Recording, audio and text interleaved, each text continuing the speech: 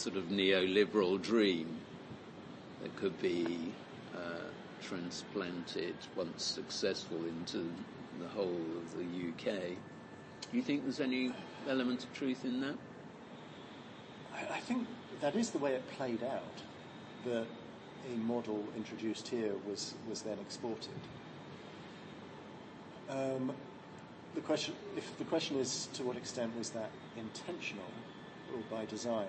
It's a great question. My instinctive answer is that came along as design, perhaps at some point during Thatcherism, in the 80s.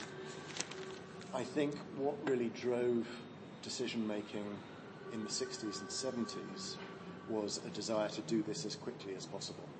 And once the oil price started going up post-73, that desire for speed became even more intense. So it was as fast as possible. Yeah. And who can do this fastest? Where is there the engineering and the corporate management to do this? Oh yes, it's in Texas. Yeah.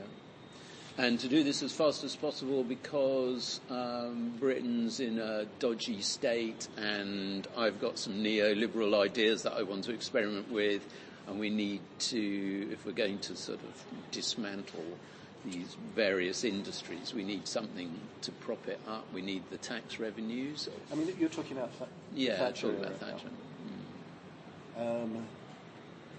Yes, by Thatcher, yes, but I would say pre-Thatcher, no. I mean, I'm not a historian. I've read a few books about the origin of all this, and I think, the speed, the more important dimension of speed actually came before Thatcher. It was very much the policy from the first licensing rounds in the early 60s. And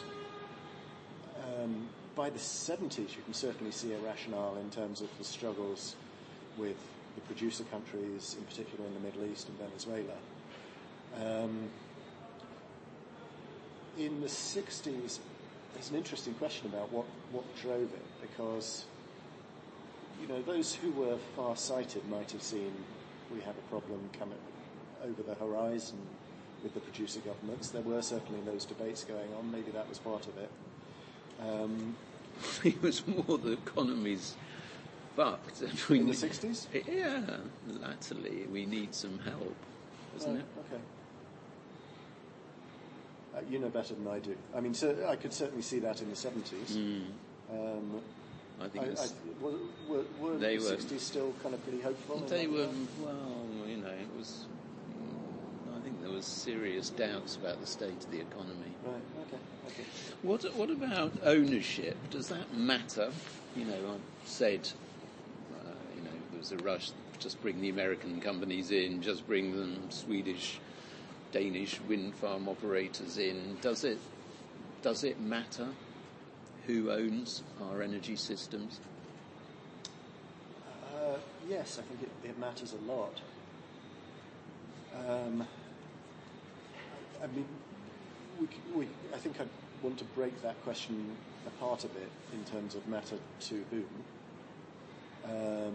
One question is, does it matter to climate change? Another question is, does it matter to the British economy? Another is, does it matter to employment? I think they're all related, actually. And I think probably the respect in which it matters most to climate change is through the other two. In that, the more neoliberal your approach to going through this transition, I think the more disruptive it will be for those who have a stake in the current situation, whether they are energy workers or they are people who happen to live on the East Coast somewhere near, and the local economy has some connection with it. I think if the new jobs go to casualised, underpaid workers from overseas, and existing jobs are lost, I think that becomes a political brake on an energy transition. I think you get, as you've had with, Trump voters, coal miners supporting Trump in the US. I think you get that kind of a backlash. I think if you want to do an effective transition, you need to bring people with you. And I think, I suppose theoretically you could have a private sector wind industry and just regulate it heavily. Have employment rules and local content requirements and all of that, and I think that's part of the picture insofar as it is privately owned. But I think one of the best levers to use here is public ownership and investment. I think it does make a difference in that regard. Specifically to climate change, I think it makes a more obvious and direct difference to employment and employment standards and that kind of thing. And also in terms of people's commitments and involvement and sense of, ownership of what's going on, instead of it being just a far-off project run by people in the city, ultimately. I mean, there's... a kind of wider social justice. I would say there's a difference between oil in the 60s, 70s and renewables now. I think there are similarities, as we've talked about, in terms of the industrial culture, in a way laissez-faire. But I would say, in the case of oil, historically, it was more laissez-faire to the companies, but give them a good leg up on the way. In that it was government policy to make this as fast as possible.